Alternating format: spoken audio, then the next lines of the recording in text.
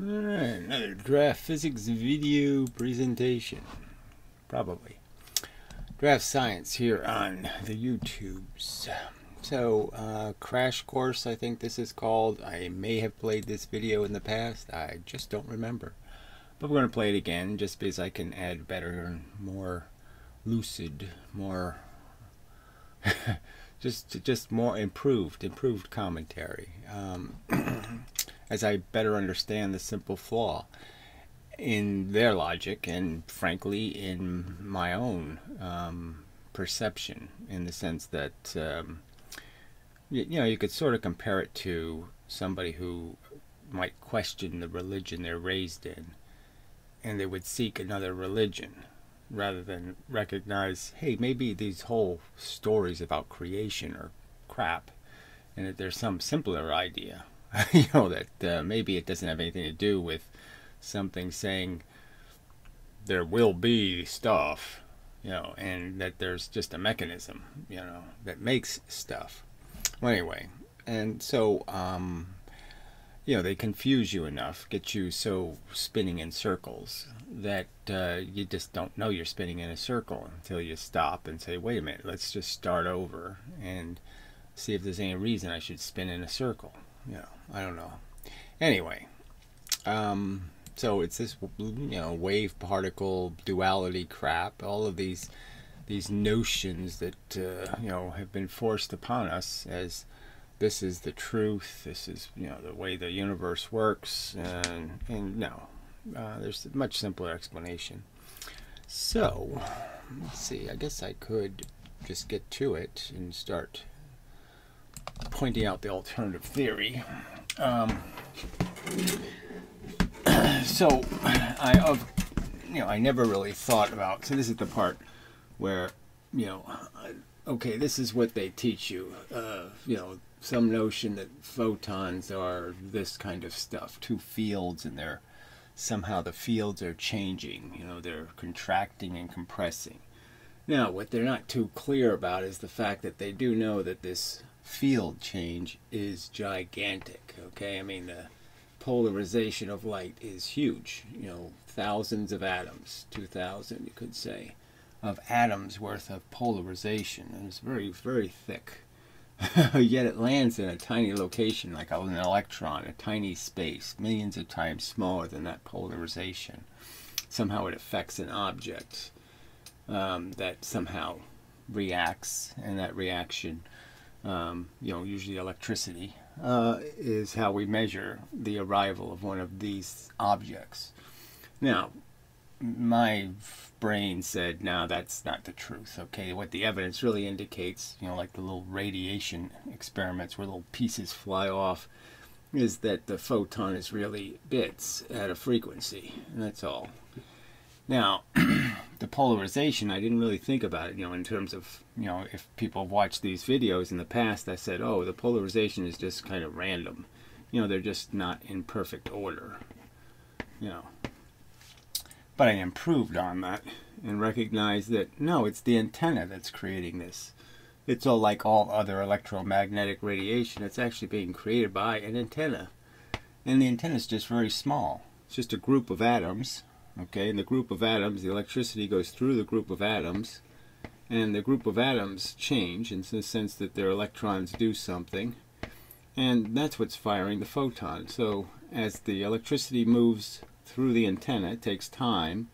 The first little bit is ahead of the rest, right? Here, here, here, here, here, here, and here, here. And they would be fired in this kind of order. So the polarization is really the order of the photon, the pieces. So this would also indicate that certain kinds of light have a certain ray length, because the polarization would get wider as the ray length got longer. The first bit would be hitting one piece of the matter, the second bit would be hitting some atom some distance away, and that so only so much of a photon, an action, can happen, just because of the fact that the polarization would start to get much wider if you had more bits in the thing you're calling a photon. So it does restrict some limitations on size, and that sort of makes sense and fits with the evidence as stated. Perfectly useful. So anyway, so that was, so now I improved my understanding to a point where I understand that this is what a photon is that it's little pieces of momentum at a frequency and at a polarization that's equal to the frequency. That is, this distance is proportional to this distance.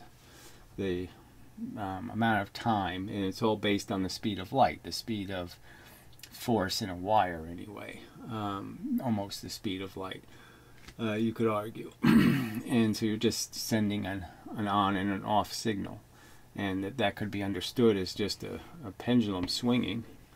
You can understand if something swings this way and then swings this way, that in that process, in one sense, it's going towards this environment, and that way it would reflect more stuff.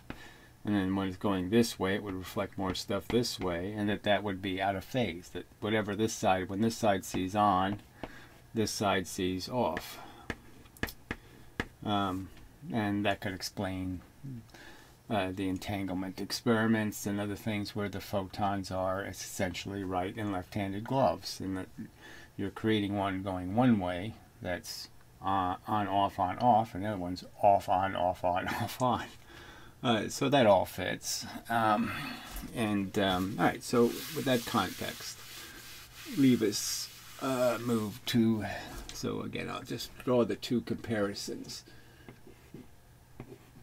All right, this is what I say a photon is, and this is what they say it is.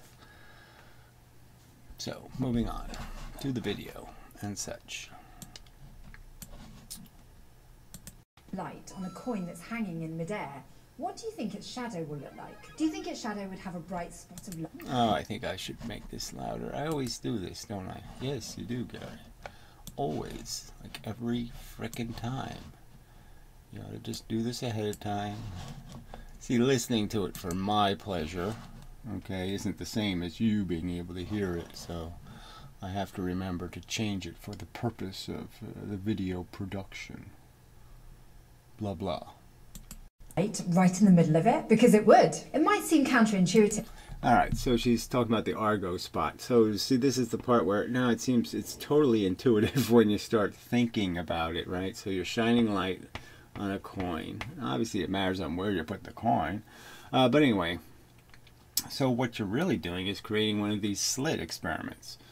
Because what you do actually have is, you know, like if I draw the coin on edge, okay, it's easier to see. But what you have is you have light hitting this surface and light hitting this surface, and those are always going to be equidistant, you know, to some point. And what you have is the same idea as one of the slit experiments, right? I mean, you're shining light, and you have locations where there's going to be an off pattern. Now, the point is the coin is very big, and what we learned from the, you know, the experiment is that if you make the distance very big, you make the little bars very small. So the number of wavelengths possible, the number of possible combinations becomes very large when the size of the object is very large. You have lots of possible combinations that are a wavelength difference in distance. So the greater this distance, the more wavelength possibilities you have of matching on phase, on phase, on phase, on phase, on phase. And so they're very small little bars, and the fact is you don't see most of them, or any of them without special equipment actually. But the one you do see, is possible to see, is this one in the center. Now, it's not really one bar probably, it's probably, could be more than one, but actually, you know, the point is that you can sort of understand that if the photons have to make this whole ring, they have to spread out, you know, in the sense that they're over a bunch of surface. And the fact is that you won't be able to see them because they're spread out, they're diluted. But the point is that all the ones here in this little tiny center all hit the same atoms. They all hit the same place. So all of these little bits, all of the number you know, if there's 90 of them or whatever, are all going to be in the same location, so now you'll see the light. So it's just this idea that you can sort of understand the more spread out the light is, the less I'm going to see of it. The more I put it into a laser beam, the more I'll see of it. This is like the little laser point where all the photons are hitting a small location, and therefore you are more likely to see it. And so that's all the Argo spot is representing, is it's really a two-slit pattern. You know, it's really the pattern of bars and bars and bars and bars, you know, which are just rings and rings and rings and rings. And the center ring is very bright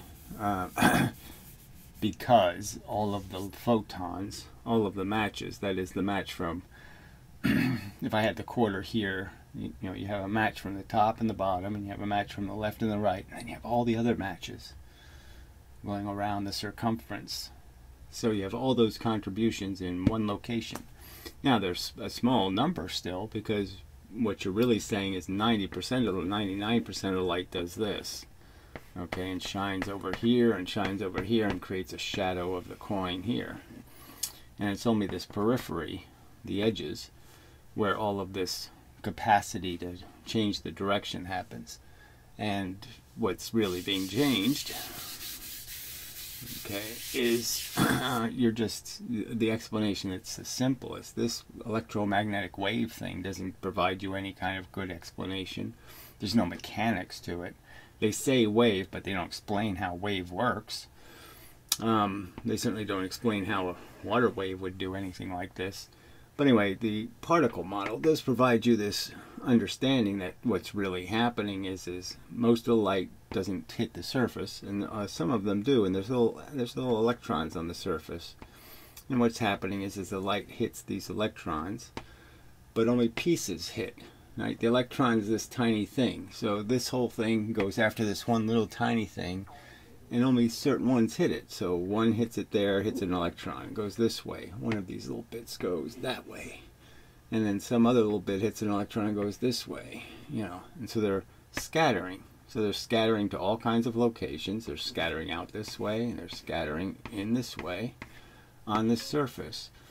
And what you're really just saying is that if I send enough photons, millions of them, that different photons will each have a down arrow on the different locations, and they'll reconstruct the phase. They'll put them back in the right order, in the sense that this one will be from photon A, this one will be from W, this will be Z, and this will be Y, let's just say, photon. And they all just happened to have the right angle, okay, where they could travel the same distance, and they end up in phase, in the right phase, and you reconstructed a photon. So you broke a photon, you broke it into pieces, you broke the pieces, gave the pieces different directions, and then you just reconstructed the pattern. And that's all you need to do to have a photon. It's just a pattern. So you break the pattern and then you remake the pattern. Simple explanation. It works. It explains it. She's going to say, "That's not possible to believe anything else but that, you know, Jesus is the Messiah." And she's not going to provide any reasoning that compels this belief, except some, well, water waves kind of do the same thing when there's two quarters. You know, they don't really do it when there's a single opening. No, not the same way at all, really. A 19th century physicist thought so too when they tried this experiment, but...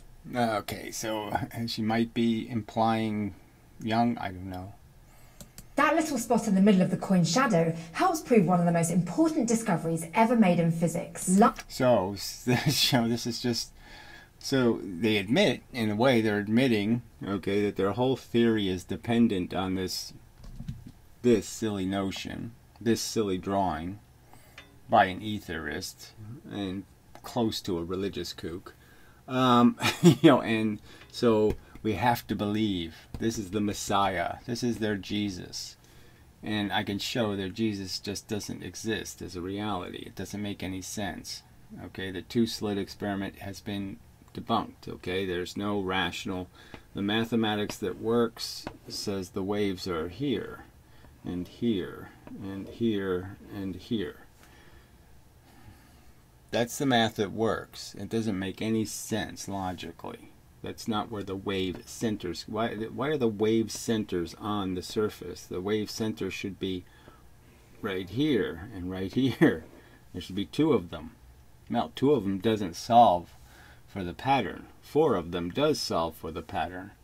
And you have to put them in the wrong place.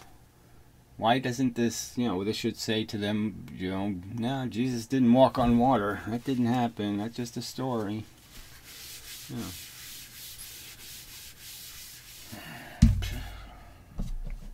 So, you can see it, light is a wave. See, they're just saying it. They're asserting it, and their evidence is lousy. It's always been lousy. It was lousy back in Young's day. It's always been lousy. It doesn't fit. It doesn't match. Even in Young's day, it's clear the surfaces were what was creating the pattern. The math didn't work explicitly in Young's day. It didn't work if you used the center of the openings, right? If you used the center where you'd say the waves are supposed to be here and here. If you use this in the math, the only way that can work is if you make the slits so tiny, okay, that it can't matter that you change the distance. This distance, the distance from the center is so close to being the same distance as the distance of the impediment that you couldn't make any distinct, you wouldn't be able to measure the difference. It's so tiny. So the only way they could make the math work is to create something called an infinitesimally small slit. That's the only way it works, because of an error. Because your approximations don't, it doesn't matter whether you put, 17.2 millimeters or 17.3 millimeters. There's not enough of a difference for you to measure the difference in the math. But if you do it with reasonable size openings, you'll find out that this math works, this math doesn't work. Fact. Light is a wave. No, it isn't.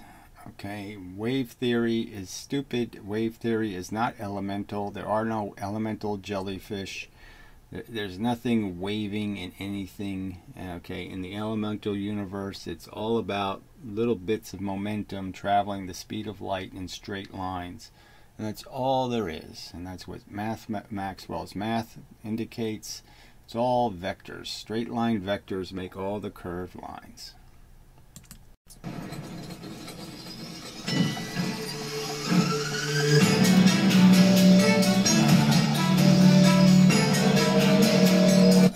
Preposterously silly intro.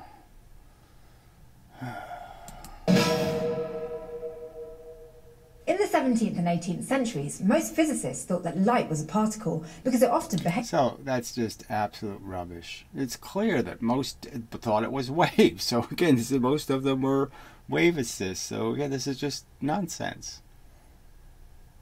It's just nonsense. I mean, the only person that barely even talked about a corpuscle theory was Newton. Who else was on his side, really? Come on. This is another thing they just make up. They make up this delusion that Newton won, when clearly people were Huygens. Like one. But over the years, some scientists began to think that it might actually be a wave. They did experiments to test this idea, and slowly evidence started to build. Right, so that never happened. So what they built was misrepresentations of reality. And again, obvious cheats. So I'm just going to say it. I'm going to say it's obviously cheating when you say, well, let's make the slits infinitesimally small because then the math works. It's the only way you can make the math work. This is the only way you can make the math work. And this is what they emphasized. That's called quote mining. That's called cheating, frankly. They overtly cheated to make it work. It didn't work. They didn't like that it didn't work. And now they forced it to work. Period. Clearly. We now know that light is both a particle and a wave. Now, she just said it's a wave, and then she says it's a particle and a wave. And again, so why would anybody even say that? We know the particle-wave duality has no reasoning. It has no defense. It's just somebody said it and everybody just said, okay, let's go with that. But there's no reasoning behind it. There's clearly evidence indicating it's not a wave. All right, and you either take that evidence seriously or you don't. But there's no duality. There's still the open question: is light corpuscular in nature, quantum, bits, or is it some sort of continuous thing that goes everywhere and spreads everywhere? Again, one of the fathers of quantum mechanics says it's not a wave, Feynman. He regrets that you teach it this way. So why are you teaching it this way? A strange sounding concept that we'll explore more later on. But the point is, light is a wave, and we know... No, we know it's not. We know that you have to contrive it into a wave. That every experiment indicates it's scatter, and that scatter has probabilistic outcomes. There, done. It's because waves behave in very specific and sometimes weird ways. Yeah, so again, more nonsense. There's nothing weird about it. If it was a wave, then it wouldn't be weird. Water waves don't do anything weird. Okay, they do things completely understandable. They hit a surface, they cause friction with the surface, the material adheres to the surface, it slows down the material, and if the stuff is stuck to each other, then it's going to create a wave. Other liquids, you can defeat that because the liquid has a viscosity that's different, so it's not clinging to itself as much, and so you'll get a different outcome. But I'm just saying they're all predictable outcomes. They're all sensibly consistent. You're the one trying to force something that isn't a wave to be a wave, and that's where it's weird, because yeah, it's not a wave. One of the most important reasons that light acts the way it does is known as Huygens' principle. It's Huygens now. Huygens not even close, frankly. Huygens, okay? It's close. Huygens, but Huygens, no. Huygens was a 17th century Dutch physicist who believed light acted as a... I'm sure he really appreciated this modern look you gave him. I'm just sure he's saying, oh God, that's so cool. Look what they did. You got to respect the dead a little bit. Wave. He came up with a way to predict how a wave will spread out, and we still use his method today. Huygens... So again, more nonsense. Huygens' principle doesn't have anything to do with what they turned it into. Okay, Huygens' principle was a simple argument that waves propagate. That is, they go from here to here. Okay, by some idea that it's really just a bunch of little waves that are created here, you see. And the little waves are creating the next wavefront. And it's silly in the sense that, they have to have an infinite number of them to create a consistency. If there weren't an infinite number, the wave would get wobblier and wobblier as it goes further and further out, and it doesn't do that. So it's premised on some pretty silly notions of infinities. And it just really has to do with propagation, but it won't fix this problem. I mean, Huygens doesn't make a wave go round. It just doesn't. Okay, it doesn't make a wave unless you're, like I said, say the bits of the photon are stuck to each other or something. All right, the fact that the straight waves come in and curved waves come out, that's not a Huygens prediction. Huygens didn't say that happens. Huygens was talking about when waves hit surfaces, okay, and that there's part of the wave that hits first, and then this part hits last, and this first part slows down, and that drags this part with it. So it bends the light. But that's Huygens. It's not this extra crap. It's like when they say Einstein thought up of entanglement, or, because he opposed it. Or Einstein had something to do with gravitational waves when he opposed their existence, especially in the sense of their special kind of existence. Principle says that you can predict a wave's position in the future by analysing its current position.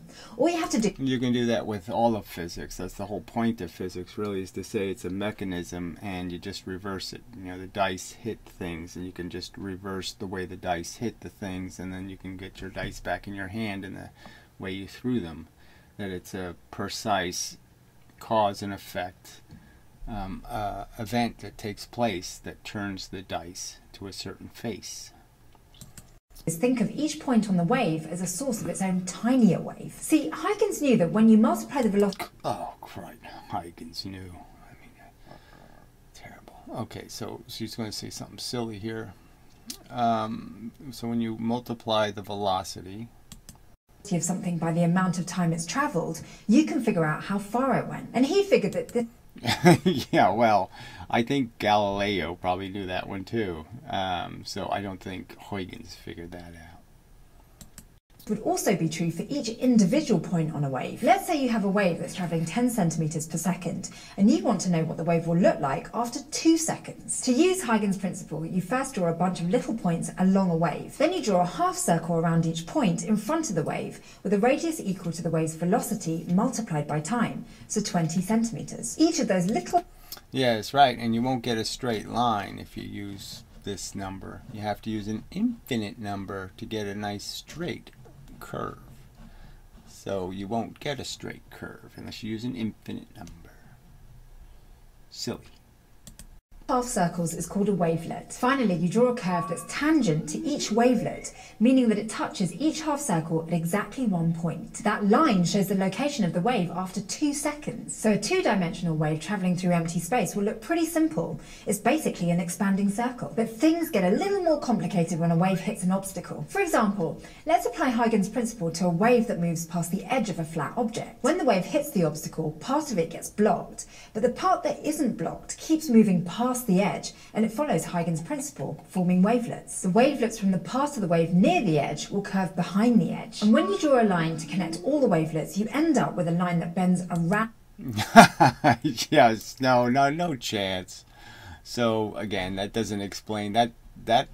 Might explain a little bit of diffraction, but it won't get you the interference pattern, because it won't get you continuously more and more of these bent waves, so it just won't work. On the edge. In the same way, when a wave moves through a slit that's roughly the same width as its wavelength, it travels past the slit in a circular curve that spreads outward. When waves are right, see, that's what they have to make the wave do, and Huygens doesn't make that happen, because Huygens doesn't, you can't tie the straight part to all of this crooked part. And there's no reason why the wave wouldn't straighten itself out, you know. So it's just such a stretch. Let's just put it that way. It's a huge stretch of credulity to talk about how the light is whatever slowed down and connected and pulling a rope or something. It's not a rope. Again, as Maxwell points out in all his mathematics, they're vectors. They're straight lines. Shaped by obstacles. That's called diffraction, and it's very different from what a stream of particles would do. For example, if you... So again, it's not different at all from what a stream of particles will do if you understand that particles are flying next to an atomic surface. So again, the fact that I have to explain this to physicists, that they're cheating the argument tremendously by doing this crap. You know, even if I shot electrons, you know that what's the electron seeing here? It doesn't see a surface. It sees atoms, you know, with electrons on the outside and protons on the inside, and that's what it's flying through, a field of atomic structure. So the electron sees electrons, you know, in positions as it's heading through, and a photon is seeing the same thing. It's seeing electrons, and what happens is piece of the photon will hit this one, and a piece of the photon will hit this one, and they'll go in different directions, and you'll recombine those pieces, and that explanation works. So the whole idea of what a surface is to you know, subnuclear size elements, it's kind of a silly explanation and argument. And again, we know the polarization, that is the distance between, you know, this part of the wave and this part over here. We know this is a huge difference, thousands of atoms worth of difference in where these pieces are flying through space.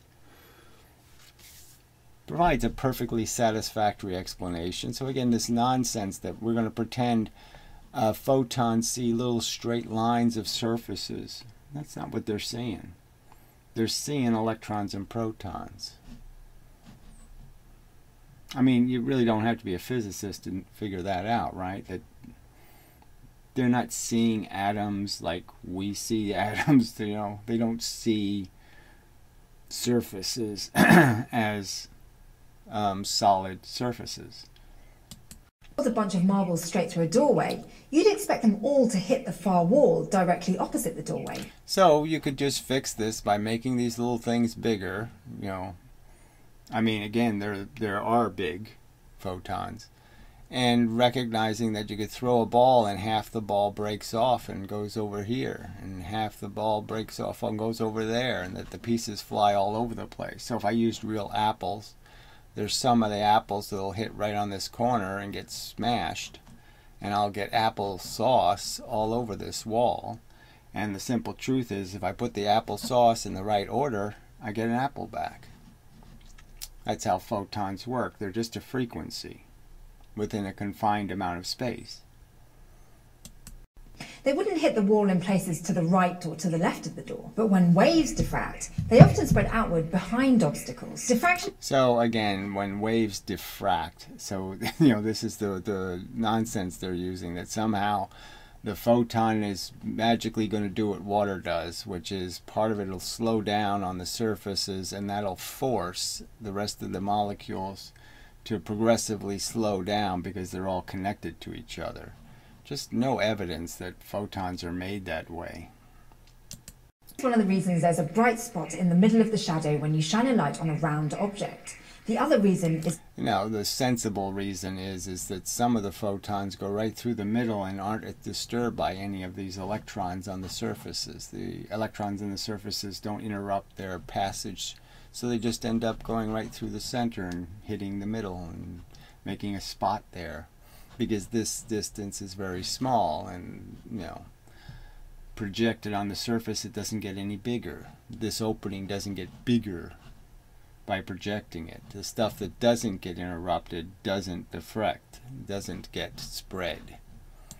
Interference. The only part that gets spread are the parts hitting the electrons. The only parts spreading are the parts going close to the surface.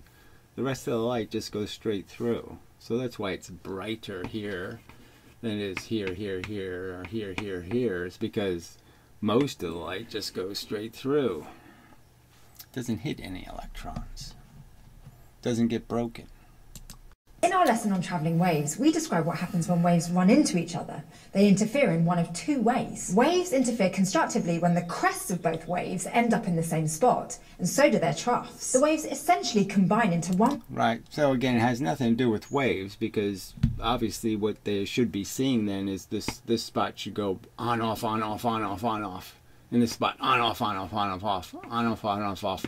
You know, it should be getting double bright, double dark, double bright, double dark, double bright, double dark, you know, that kind of thing. It's not doing that.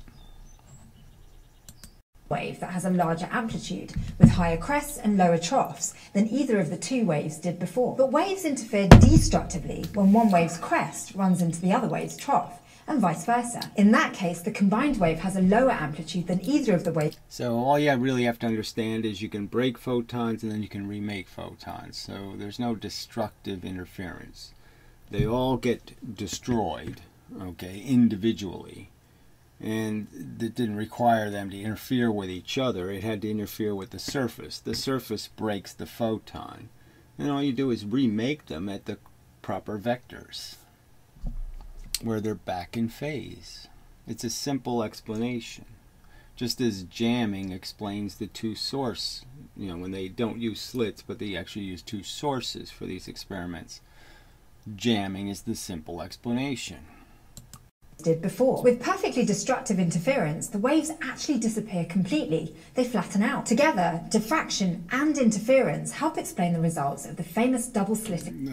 So it really doesn't. So here she's jumping right into the, you know, the pool of mush, because she won't say anything honest and accurate here, okay? Because the two-slit experiment debunks wave theory. Take it at all seriously, take the facts of the experiment at all seriously, and it's just a proof that it isn't waves. experiment conducted by English physicist Thomas Young in 1801. All right, let's understand. Conducted completely wrong. I mean, so crude, he didn't even get the right pattern. This is what he saw. Okay, a bunch of little suns, little images of the sun. Okay, that's what he saw.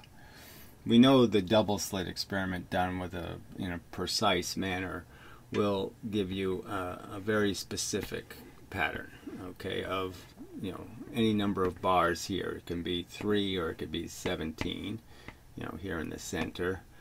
And then the pattern stops and it restarts again. We know that's the real pattern. That wasn't the pattern Young analyzed. It wasn't the pattern he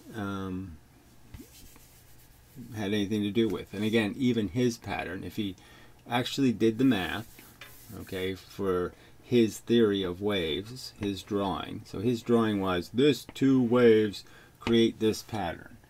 Now, if you actually do the math, using this point source and this point source as the wave center, and these are obviously the wave centers. This is Huygens. The center of the wave is one place. All right, that's just a truth. So this is the distance you have to use. If you use that distance, you won't predict this pattern. It doesn't work. It won't give you the right pattern. It won't give you the right answer for these sizes, because these sizes are really being decided by these 2 external slits, these external surfaces. They're defining the size of these little bars.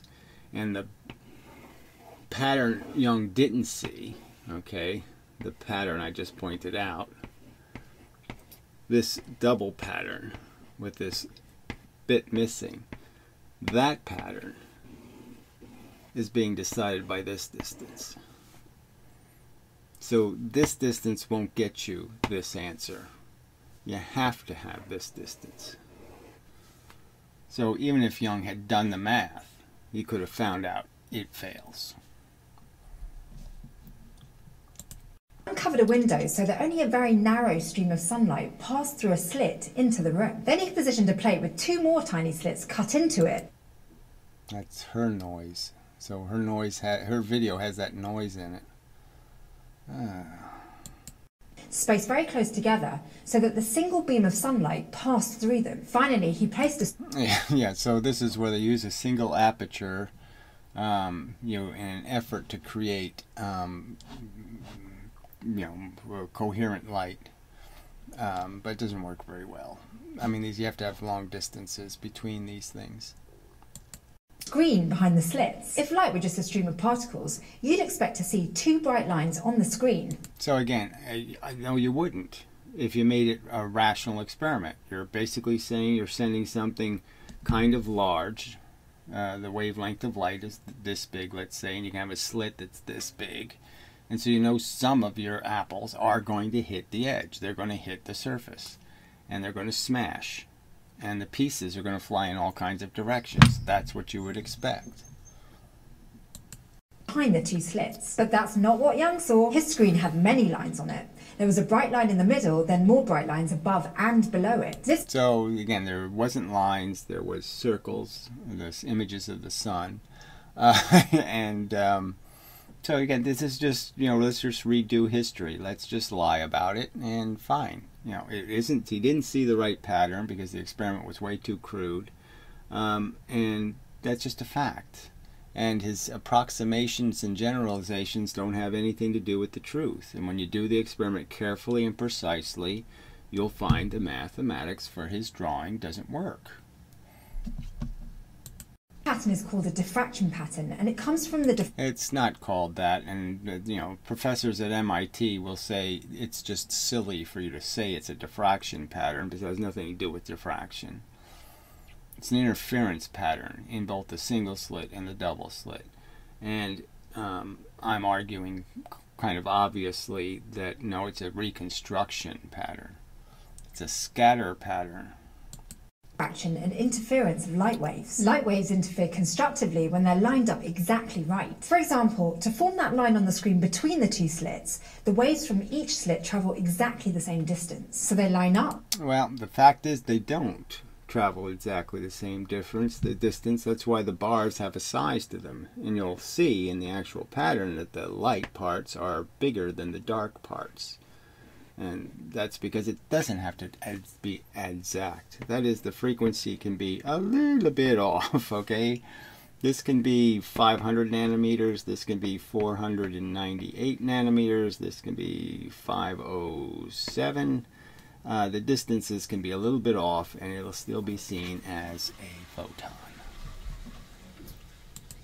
Interfere constructively, which increases their amplitude to create a bright spot. But in other places on the... So, again, that doesn't work. These wave centers will not work. It fails to meet the experimental requirements to be the right answer. It fails. There's a difference between the distances travelled by each wave. This is called the path difference. So light waves will interfere either constructively or destructively, depending on the size of this path. Right. So all you're really talking about is phase. Can you put the phase back together? So, you know, there's no point in me. I've done so many videos. It's just about these lengths of distance, and there's only a certain number of places on this arc, okay, and in this 90 degrees, where you can have two lines that are a wavelength difference in their length, and there'll be a certain number of bars, and you can just calculate from any distance just by knowing this line. This, you know, 1/2 pi gives you the answer. Just multiply this distance times 1/2 pi and you have your solution. How long a line you're going to put the same wavelengths on, nodes. Difference. When the waves are an exact number of wavelengths apart, the crest and troughs will line up, creating constructive interference. Yeah, all you're saying is the pieces I broke off of here, this surface and this surface and this surface and this surface, when all four of those line up, then I'll get a spot. And again, she's not explaining the real double slit pattern here. So again, it's just a fake. We know what the double slit pattern is. We know it has the breaks in it and then restarts. We know it has two patterns, an envelope pattern and the actual little bar pattern. And again, we know the mathematics says these two outside surfaces create the size of the little bars, and the interior surfaces create the envelope size. That's it. We're done. So they're just forcing this to be evidence when it's not. It's evidence against, it's not evidence for. And a bright line. But when the waves are shifted by exactly half a wavelength, or by 1.5 wavelengths, or 2.5, and so on, light rays will interfere destructively. By using trigonometry, you can calculate the path difference in a slit experiment. Yes, they're straight lines, and you can just figure out the straight lines, and you're just saying, where did I sent a bunch of photons in, and you know, I scattered the bits, and where did I put a photon back together? Where did I put the right frequency back together? And the only place I can put the right frequency back together are certain locations when the path lengths are all a wavelength difference. Is equal to the distance between the center of each slit, d, multiplied by the sine of the angle. So again, nobody uses that. So that's a lie right there. Nobody uses the center of the slit in the math. So just an overt lie. Nobody does it. It won't work. That's why nobody does it. It doesn't work. So she's drawing a lie here. It's a lie. You know, D is never, never, never, never the middle of the slit in the middle of the slit. So she drew it rationally, like what you would expect. But she knows, and I know, and everybody who's ever seen the math knows, that distance is really the distance between the two interior surfaces. The distance of the width of the impediment is what they put in the math. So this is just bullshit. And the sine theta part, you can just get rid of it. Okay, just don't understand. Whatever this distance is, it's proportional to this distance. So whatever your target distance is, how far away your target is, there's an arc. You just take that arc and put the number of wavelengths that are in here, and you just put them on here. And you're done. You don't need any of this sine theta crap. between the point on the screen and the straight line between the slits in the screen. Now, since light is a wave, it has the same property. It's a wave. I mean, again, since Jesus is the Messiah, no, I haven't accepted that, and there's no good reason to accept that. As other waves. Intensity, for example, is the energy transported by the light per unit area over time. Essentially, intensity is the brightness of the light. As with other waves, intensity is proportional. Yeah, just how many photons can you put back together, and that's all that is. So, blah, blah, blah, blah, blah, blah. All mush. To the amplitude squared. So if you double the amplitude of a wave's peaks, it gets 4 times as bright. If you triple... Yeah, well, if you increase the number of contributors, right, from just 2 to 4, and you're putting parts together, you have 4 times the number of opportunities to reconstruct a photon. So as I add sources of parts, okay, I don't just double, I quadruple the chance that I can re-put the photon back together. So it works just fine. The amplitude, it gets 9 times as bright. When light passes through 2 slits like in the double slit experiment, the line in the center will be the most intense. And the further the lines get from the center, the less intense, and therefore the less bright they'll be. Right. So again, nobody who knows anything about this subject would say, okay, that's accurate, that's the double slit experiment. It's not the double slit experiment. Double slit experiment starts over again, creates these extra patterns, okay, lots of other interesting things going on, completely ignored by this mush.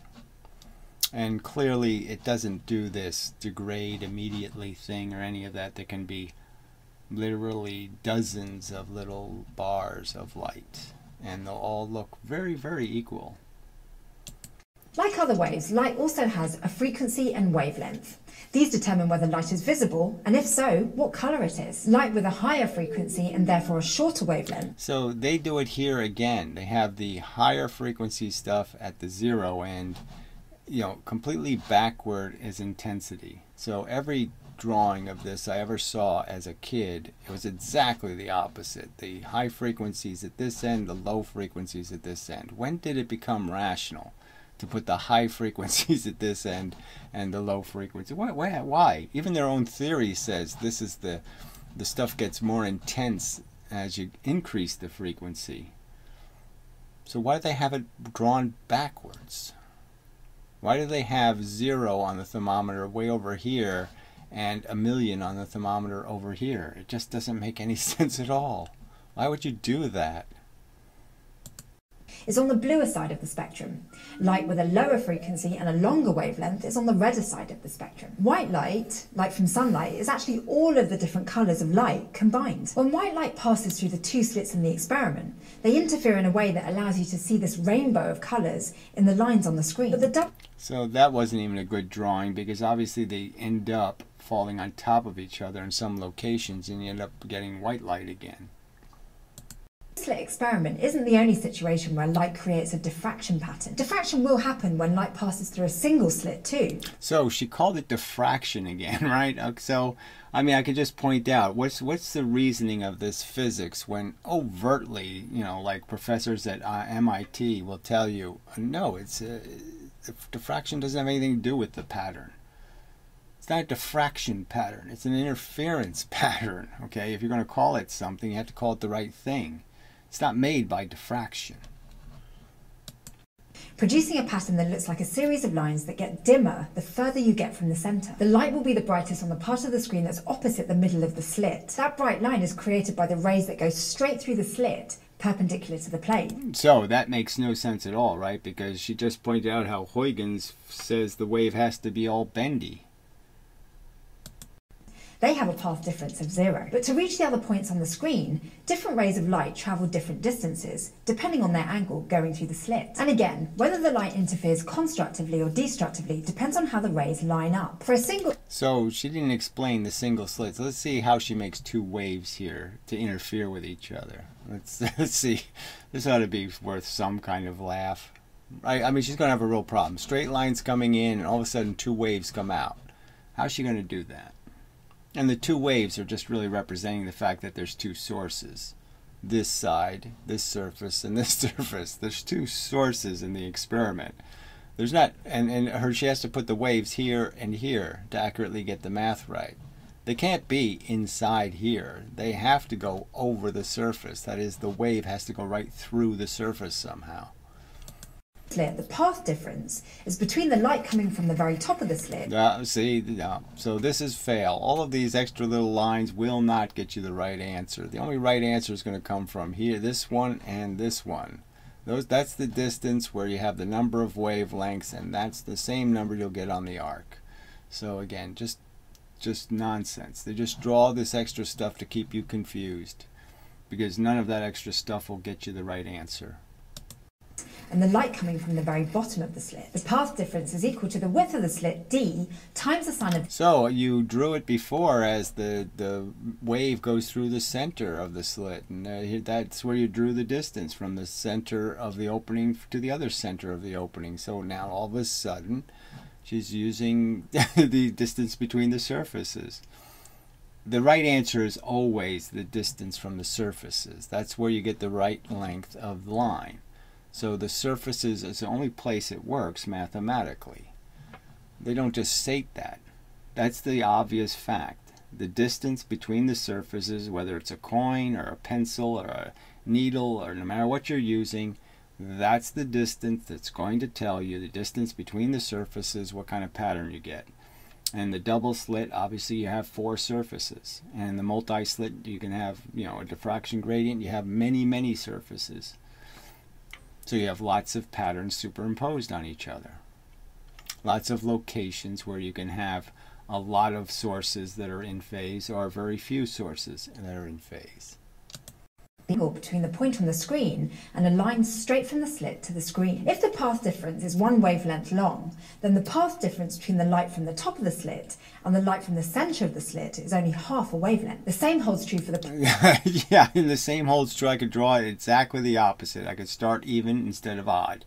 I could put an even number of little extra lines in there. I could put an odd number of lines in there. And depending on how I do that, I can play a game like this and pretend, oh, the middle is significant somehow. And the only reason why they create that whole middle thing, again, it won't give you any right answers mathematically.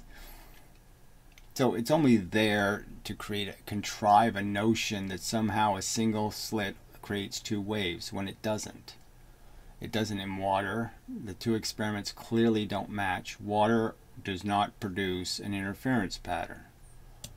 Path difference between the light from the center of the slit and the bottom. So a total path difference of a full wavelength means that for each light ray coming through the slit at that angle, there's a corresponding light ray that's shifted by half a wavelength. And whatever that even could mean. So the total path difference of a full wavelength means that for each light ray coming through the slit, whatever rays are, right?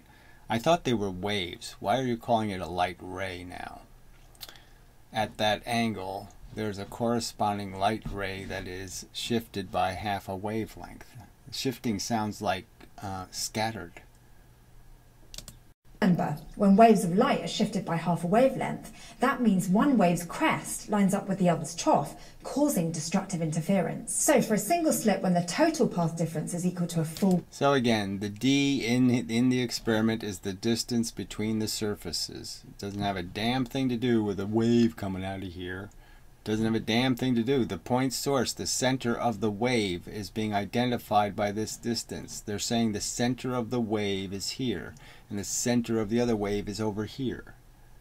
That there's 2 waves, and that their centers are right where the surfaces happen to be. Right where you'd expect scatter to happen. So again, the math is completely consistent with scatter as the explanation, and it is not consistent with waves. Wavelength, you end up with pairs of waves that cancel each other out and make a dark line. Now, constructive interference through a single slit works a little differently. When the path difference between the top and bottom of the slit is equal to 1.5 wavelengths, or 2.5 wavelengths, and so on, there will be a bright line.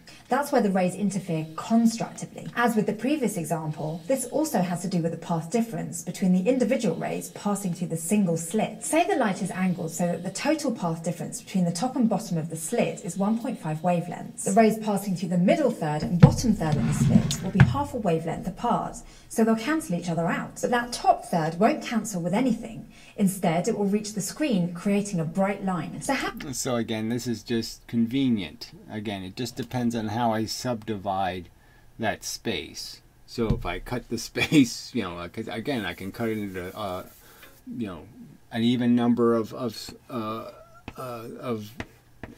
subparts or an odd number. So if I put 7 things in here, I'm going to have a different mathematical question than if I put 8. Because then the center one isn't in the center anymore. The center isn't empty. You know, so just depending on how I draw it, you know, I can make that kind of crap work, this canceling crap. But that's all. It's a gimmick. How do diffraction and interference create the phenomenon we see in the shadow of the coin? Diffraction makes the light waves curve around the coin's edges. When these diffractive waves run into each other, they interfere. The places where the waves interfere destructively become shadows. That's what makes those little ripples spreading outward from the circular shadow. But so this is all just more horseshit too. The point is that there's always a straight line distance. The distance between this surface and this surface at the midpoint is always going to be constructive, in the sense that it's always going to be in phase, the same number of wavelength differences. So any pieces coming from this outside edge and this outside edge are always going to be in the same place, and you don't need this crossover crap.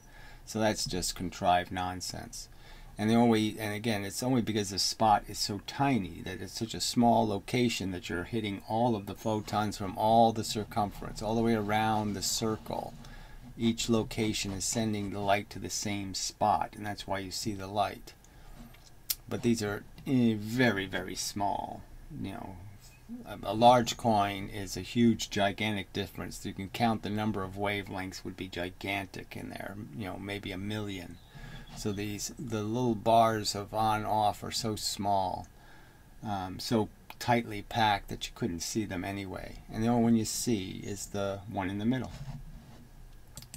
Places where the waves interfere constructively become bright spots. That's why there's a bright spot right in the middle of the coin's shadow. At that point, the waves of light that diffracted around the edges of the coin have all travelled the same distance. So the crests of the different light waves combine, and so do the troughs, forming one wave with a higher amplitude. And a bright spot. Today you learned about the wave. So really, the bright spot is just about the convenient fact that all the photons are hitting the same location. And if the rest of the light that was hitting all the other places, all the rings, so you have all these rings, you know, 1 million rings. Obviously, if I took the light from this ring and I put all of those photons in one spot, you'd see it. So if I could force all of them to hit this spot, I'd see the spot. I can't see it because it's diluted over this huge ring. That's why I can't see it. And that's the only difference. So light went to every single one of these locations. It scatters everywhere. The whole shadow of the coin is covered in photons. Okay, there's got little pieces. And it's only in these certain places, 1 million little rings, where the pieces are in phase. And there's only one place where you're putting enough photons for you actually to see one of the rings. The only ring you can see is the middle ring, because it's in such a tiny location that you're actually able to create enough reflected light that you can see it. Wave theory of light. We talked about Huygens' principle and described how diffraction and interference lead to the results of the double slit experiment. Well, no, you didn't even show the actual double slit experiment. So your fraud was so obvious in the sense you didn't even deal with the real pattern, because that means you have to have 4-point sources, and you didn't want to have to deal with that reality. So you just contrived it. You quote mined the evidence to sell your Jesus story. Your Jesus is the Messiah. It's just a religion, okay, and it's a silly one. Like all the other religions, it's a silly story. We also explored the diffraction pattern from a single slit.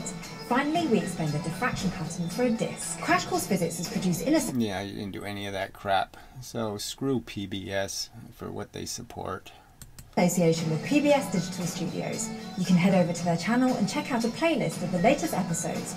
Right, of fairy princess, you know, goes to the magical singularity. It's, you know, woo. It's just selling religion.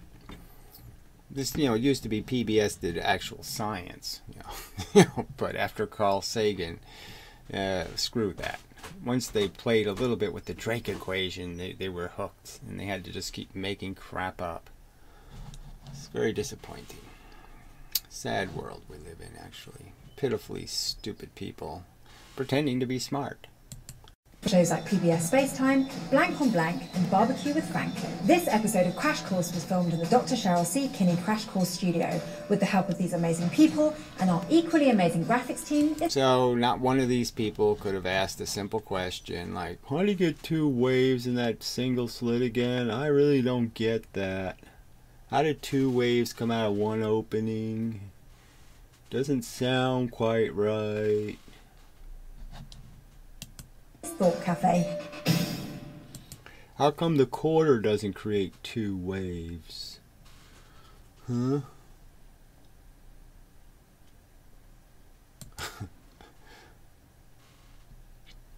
Yeah, so look, you gotta tell us to subscribe. It's all very cute.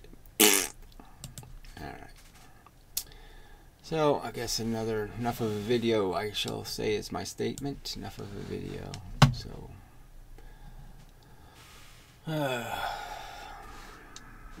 so there won't be any rational counter-argument. There's nothing. There's no concession to the facts.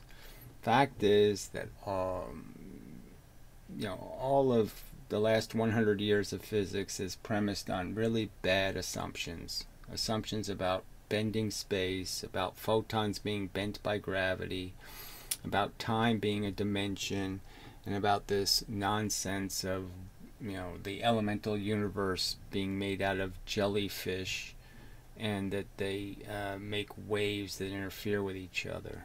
I mean, force interferes with force, which doesn't happen in the real universe. Force has to interact with matter for something to happen, and those are the rules. Matter is what changes the game. Matter is what changes the direction of force. So they just haven't got any of the elemental bits right at all. Their whole alphabet, the letters are all in the wrong place. They didn't even by luck get anything right. I mean, since Benjamin Franklin, they just keep doing it over, and they keep identifying if there's a wrong way to do it, they pick the wrong way. Yeah. I mean, you have the two-glove answer.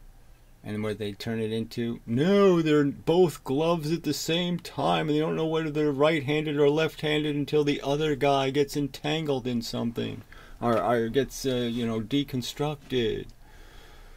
Just such horseshit. So anyway, till next time. Such. Offering $1,500 to PBS if they wish to defend the credibility of the science they're proselytizing. You know, no takers. $1,500. Nobody wishes to debunk me. Prove that I'm so wrong, and so I'm slandering their perfect science. I'm paying them to do it. They won't do it. Amazing.